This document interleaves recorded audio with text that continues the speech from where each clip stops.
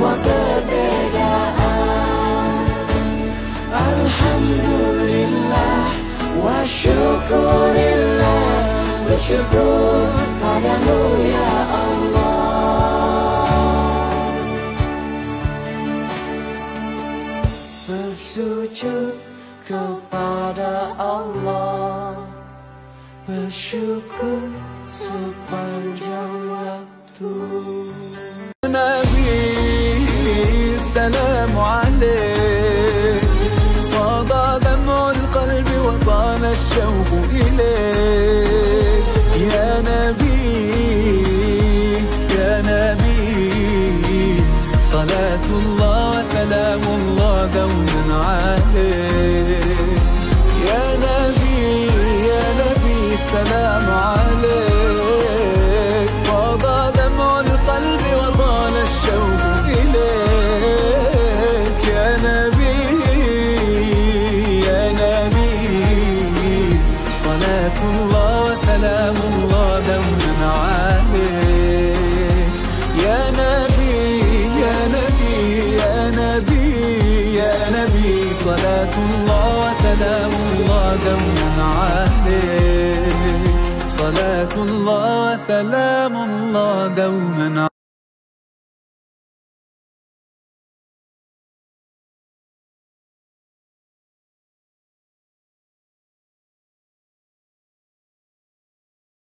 Ibu-ibu juga semuanya semangat. Ibu-ibu SCBDA, masih ingat tadi SCBDA? Soleha, cantik, bahagia, dunia, akhirat. Amin. Jadi kalau tadi kita dengar kajian Ustazah, bisa diambil kesimpulan, apapun masalahmu datang aja ke majelis ilmu. Oke, setuju? Setuju. Baik. Untuk penutup kita mungkin doa ya dari Ustazah Musdalifah. Jadi pindah Ustazah Musdalifah. Monggo kepada Ustazah. Hasilnya. Contoh, ibu sholat. Kalau nggak belajar fikih, nggak mungkin paham. Ya, atau belajar fikih, tapi dia hanya pemikirannya tuh sempit. Hanya belajar misalnya yang dia pastikan benar, misalnya hanya satu mazhab, maka pasti dia menyalahkan mazhab yang lain. Maka dia sebenarnya belum belajar fikih secara sempurna. Jadi orang yang belajar fikih itu adalah orang yang berlapang dada dengan perbedaan. Itu syarat. Maka ketika saya belajar dan diperkenalkan tentang ilmu fikih, kemudian mendapat kitab ini, ya Bu ya. Nah, ini di mukadimah, Ibu kalau buka kitab, Ibu harus lihat mukadimah. Kenapa? Karena dari mukadimah kita tahu apa harapan dari yang menuliskan kitab ini. Ya, jadi jangan dilewatin Bu. Ibu kan biasanya kalau dilewatin, baca isinya. Iya, dilihat aja di mana yang lagi keburu-buru. Nah, gitu. Enggak, kita lihat dulu maksudnya apa. Ya, kalau saya tuh biasanya buka dulu isinya. Ya tentunya sampulnya dulu kita lihat. Mungkin kalau saya penerbitnya juga saya lihat.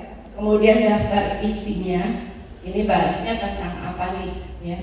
Kemudian kita lari ke mukadimah. Nah, di sini saya baca sedikit ya. Dikatakan oleh beliau di dalam perkataannya atau dalam kutipan tulisannya, buku ini membahas masalah-masalah fikih Islam disertai dalil-dalil keterangan yang bersumber kepada Al-Quran dan Sunnah. Jadi tercapai bahwa kitab ini bagus karena sandarannya Al-Quran dan hadis. Kemudian begitupun persetujuan atau ijma para ulama. Karena ini kita semakin kesana, ya, itu akan berbagai masalah akan ditemukan. Yang baru-baru itu akan muncul. Maka saya senang hadir. Jadi 4 mazhab ini nggak ada yang bertentangan, malah saling mengisi, saling mendukung. Jadi kalau ada sekarang masa di mana kita bertentangan antara yang satu dengan yang lain, itu sangat disayang. Ya, jadi mereka itu sesungguhnya saling mengisi, saling bertanya, saling berdiskusi. Jadi fikih itu bukan gue yang paling benar, lu salah. Gue yang paling tahu, lu nggak tahu. Itu nggak boleh. Apalagi sekarang cuma masalah ormas jadi berantem. Muhammadiyah sama NU musuh bebuyutan katanya. Ya, padahal semuanya sama. Pada akhirnya muaranya satu. Semuanya sama-sama dilakukan oleh Rasulullah Shallallahu Alaihi Wasallam. Nanti berkaitan dengan hadis, karena mereka akan membicarakan tentang usul hadis juga. Ya, karena kan nabinya udah nggak ada nih.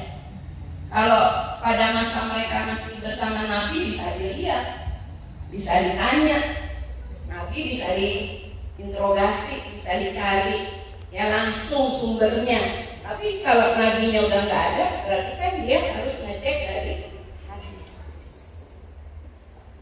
Sedangkan hadis, nih supaya tahu ya, hadis itu pertama memang dia diucapkan oleh Rasulullah dan juga dilakukan. Nah, kalau Rasulullah mengucapkan atau melakukan, kemudian ada teksnya dari Al-Quran, maka dia hadisnya derajatnya hadis yang tinggi. Hadis apa namanya? Bukan sahih. Bukan. Ya. Hadis apa? Ya, hadis qudsi. Itu teksnya dari Allah. Rasulullah membicarakan itu langsung ambil kutipannya dari Al-Quran. Itu yang derajatnya tinggi. Mau nanya barangkali Ustazah, kalau kita dibilangin bid'ah gimana gitu? Hah?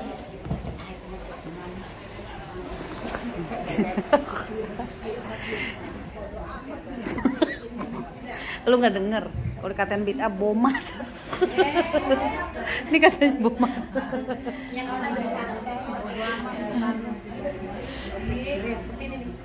Tari, duduk dekat Ustazah Tari. Assalamualaikum Ustazah. Bertanya, kalau kita ada mengikuti wirid atau zikir yang ada jumlah-jumlah misalnya 100 atau sekian, itu bid'ah atau enggak gitu? Karena kan kita suka mengikuti ini misalnya Hasbunallah wa ni'mal wakil 450, itu sebenarnya bid'ah atau tidak dengan jumlah-jumlah yang sudah ditentukan itu? Ya, ada hitungannya. Terima kasih. Keren. Ya baik. Kalau kita bicara tentang masalah bid'ah, itu banyak ulama yang sudah membahas itu. Ya. Kemudian ada juga yang membagi bid'ah, ada bid'ah dolalah, gitu ya. Ada bid'ah yang manfaat, ya, yang hasanah. Kalau bicara masalah dalilnya, ya, supaya apa? Supaya kita mendapatkan petunjuk, ada hidayah di situ, ada penjelasan-penjelasan tentang masalahnya apa ini. Kemudian juga pembeda, ini maksudnya bab hak atau bab batil. Ini boleh enggak? Ini salah enggak? Ini benar enggak? Ini manfaat enggak? Nanti ada yang namanya fikih prioritas. Ya, kalau udah bahas masalah fikih prioritas, kita mempertimbangkan tuh mana yang banyak manfaatnya, karena nggak bisa dihindari mudorotnya gitu. Ini mudorotnya ada, manfaatnya ada nggak? Ada. Banyakan mana? ya beda tipis, betis tapi masih banyak manfaatnya. Oke, kecilin yang mudorot. Gimana caranya? Ya harus sesuai syar'i, nggak sembarangan gitu. Ya gampang sebenarnya. Cuman kita yang suka nyala-nyalain, nyulit-nyulitin, mengaji ya, raka, sholat ya, subuhnya pakai kunut, nggak boleh tuh dosa, gitu, gampang banget. Ya padahal yang sakit lalu tidak. Apakah prosesnya begitu orang mau menjemput kematian? Lu akan mikir ke sono saja. Kadang ada suami istri, ya suaminya sakit, istrinya ngurusin. Ternyata yang meninggal istrinya sendiri. Banyak Suaminya sampai nangis, masih hidup. Tinggal istri, udah sakit ditinggal istri. Kenapa tuh? Karena istrinya capek ngurusin suaminya. Nah, coba bagaimana nih? Karena kalau saya baca itu penyakit yang membuat sakit keseluruhan baik fisik maupun batin itu adalah hati. Maka ibu harus happy.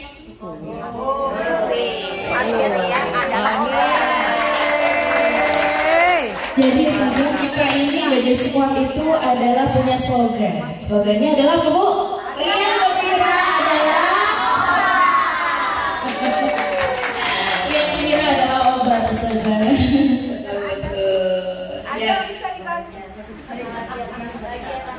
Betul.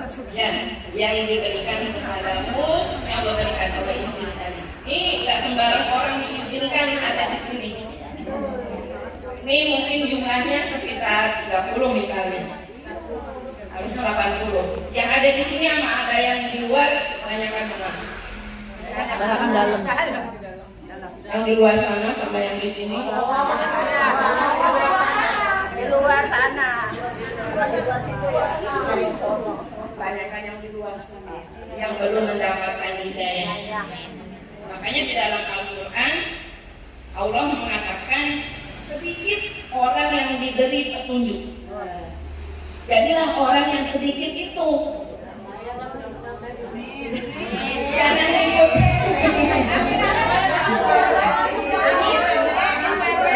Jangan ikutin orang banyak.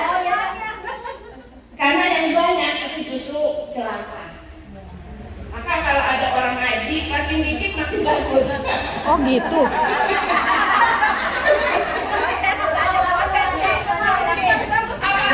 Apa artinya? Apa hikmahnya? Karena yang sedikit itu orang-orang yang istiqomah. Weh, tepuk tangan lagi. Hebat. Keren. Kan kita lihat nih, semua kalau saya lihat pengajian di awal-awal pembukaan itu bisa 80, 50. Makin kesini makin kesono. Ini bukannya bertambah, pasti dibilang terus sama Allah. Sampai akhirnya yang muncul dia. Ini bukannya bertambah, pasti dibilang terus sama Allah. Sampai akhirnya yang muncul dia jalan itu paling tidak cuma sekitar 10, 15, 20 paling banyak. Paling kenapa? Ya itu sebenarnya tadi. Petunjuk itu diberi sama Allah karena Allah menghendaki. Maka bersyukur kita. Kalau masih ada di sini, masih disayang sama Allah, dijaga sama Allah, hidayah kita nggak akan hilang. Masya Allah, tabarakallah. Bawahnya berat banget ya kalau mau ngelambung.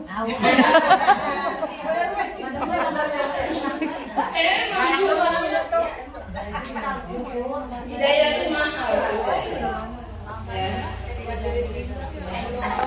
Karena pernah ada cerita riwayat ada seorang raja yang senantiasa mengadakan ekspansi, mengambil negara atau wilayah orang lain, sampai akhirnya dia menguasai semua. Pada waktu itu ada seorang yang datang kepada Kemudian dikatakan, wahai raja, sesungguhnya engkau tidak mendapatkan harta yang paling berharga. Kata raja itu, apa itu? Bisa nggak kalau saya rampas atau saya beli dengan apa yang saya miliki? Kata orang tersebut, tidak bisa. Bahkan kalau ditukar dengan jiwamu, dengan seisi dunia ini, nggak bisa. Tambah panas si raja. Raja biasa bisa ngambil apa aja, rampas apa saja. Maka dia mengatakan, antarkan aku untuk mencari harta itu. Maka dikatakan, tidak bisa. Ya, tidak bisa. Sampai engkau mau memahami apa yang aku katakan. Maka disitulah dikatakan harta atau rampasan atau harta yang bisa melebihi dunia dan seisinya adalah la ilaha illallah. Hidayah. La ilaha illallah. Jangan kira datang ke sini itu nggak dinilai sama Allah.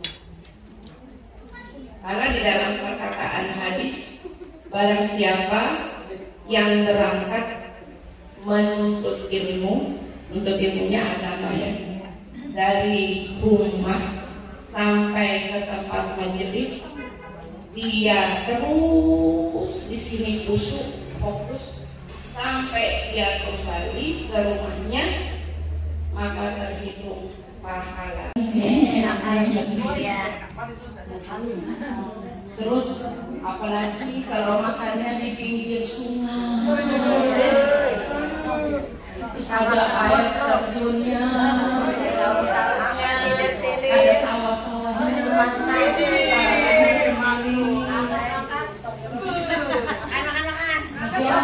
pohonan sawah, terus didatengin itu yang bawa-bawa makan, kita kumpul ya Allah, boleh nggak? Boleh. Lalu makanan bawa